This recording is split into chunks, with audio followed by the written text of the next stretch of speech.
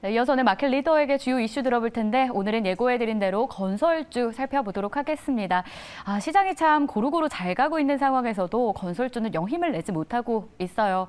오늘 이 부분 좀 해결해 볼게요. 오늘은요, 신영증권의 박세라 연구원입니다. 어서 오십시오. 네, 안녕하세요. 네, 반갑습니다. 주제부터 화면으로 좀 만나볼까요?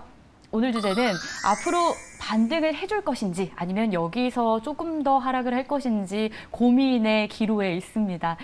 건설주 하면 사실 가장 먼저 떠오르는 게 중국발 부동산 위기인 것 같아요. 왜냐하면 우리 국내 자체가 건설이나 부동산을 통해서 경기 부양을 좀 해왔다 보니까 우리 국내, 한국의 부동산에 미칠 영향, 이게 건설주로 어떻게 이어질지 우려감이 있거든요. 어떻게 보세요? 네, 아무래도 지금 헝다그룹에 대한 리스크가 최근에 불거진 건 아니고 네. 이미 지난해부터 이어져 왔던 리스크긴 한데요.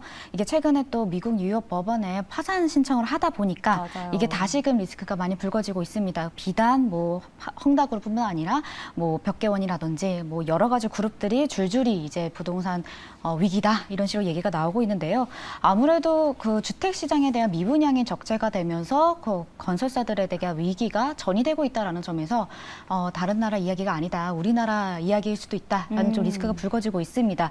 우선 기본적으로 국내 부동산에 미치는 경제적 영향부터 따져보자면 우리나라 증권사들이 혹은 이제 금융이나 보험사들이 중국 부동산에 투자한 부분들이 있는데 이게 최근에 여러 가지 좀 손실이 나오고 있는 상황입니다. 실제로 자기가 투자했던 부동산이 이제 파산이 되면서 시행사가 파산이 되면서 투자 금액을 전에 회수하지 못하는 사태들이 발생하다 보니까 금융기관들 위주로 이제 손실에 인식을 하게 되고 신규 투자를 상당히 보수적으로 집행하고 있는 분위기가 많이 심해졌습니다. 이렇게 되면은 실제로 신규 수주권이나 아니면 투자 개발권에 상당히 제한적으로 나서고 있기 때문에 우리 건설 업황, 부동산 업황으로 보자면 신규 착공 건수가 계속적으로 위축될 수밖에 없는 이런 분위기가 좀 지속이 되고 있다. 이렇게 보실 수 있을 것 같습니다. 외부적인 요소를 봤는데 그럼 내부적으로 주가를 계속 끌어당기고 있는 아래쪽으로요. 그 이유는 어떻게 보세요? 내부적 요인도 있지 않겠습니까? 네, 우선은 건설사들 내부적으로는 우리가 인플레이션 영향이 그동안 있었기 때문에 네. 전반적으로 건자재 비용도 상당히 올라갔고 인건비도 올라갔고 이제 외주 용역비, 안전관리 비용 이런 것들이 많이 증가를 하다 보니까 원가율이 예전만치 좋지는 않습니다. 매출 총액 기준으로 따지자 보면은 과거에 잘 나갈 때는 20% 중후반까지 가던 것들이 지금은 거의 한 자릿수로 내려온 상황이기 때문에 네. 아무래도 이익 증가율이 좀 더디게 올라올 수 있다. 그리고 향후 전망이 좋지 않다. 지금 최근 신규 수주 건수도 내려오고 있는 부분들이 있다 보니까 이런 요소들이 건설사의 이제 주가의 근간이라고 할 수 있는 펀더멘탈적인 측면에서 조금 성장성이 제한되는 거 아니냐 이런 우려들이 좀 있습니다. 원가율 개선에 대한 문제, 당분간도 좀 어렵지 않을까라는 말들이 많이 나오고 있는 상황인데 엎친 데 덮친 격으로 이제 개별 종목들을 좀 보자면 건설전에서 요즘 가장 안 좋게 핫한 게 GS건설이잖아요. 오히려 영업정지 기사 나온 날 건설주가 일제히 반등하는 모습이었어요. 근데 단기 이슈였던 것 같고요. 이 GS건설 칼끝은 이제 어디를 향하는 걸까요? 향후 주가 방향이요. 네, GS건설 같은 경우는 이번 행정처분 자체가 굿뉴스라고 할 수는 절대로 없겠지만은 주식시장에서 가장 싫어하는 속성이 불확실성이기 때문에 이 불확실성이 제거되었다라는 측면에서 시장에서는 우선은 좀 호재로 받아들인 것 같습니다. 내용을 다 아시겠지만 최근에 일어났던 이런 모든 일련의 사건들이 비단 건설사 하나만의 문제가 아니라 전반적으로 모든 게 얽혀 있다. 설계도 문제고 시공도 문제고 감리도 문제다라고 하는데 최근에 또 강도 높은 조사가 진행되고 있는 게 또 LH 본사에 대한 조사가 들어가고 있기 때문에 네.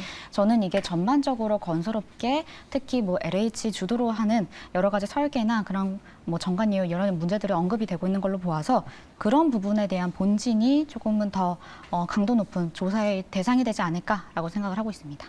그러면 타 건설사도 안심할 수 없다라고 보시는 거네요.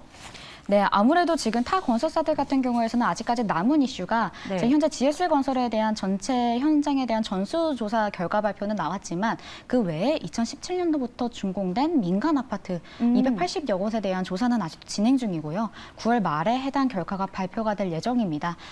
발표 결과에 따라서 혹시라도 조금이라도 좀 설계 이상한 시공 단지가 있는지 아니면은 철근이 누락된 단지가 있는지에 대한 조사 결과 발표가 9월 말에 예정이 되었기 때문에 때문에 여기에 만약 자기네들의 뭐 단지가 시공사가 언급이 된다면 건설사들로 하여금은 아직은 하나 불안한 요소가 좀 남아있는 부분은 있다라고 네. 보실 수 있을 것 같습니다.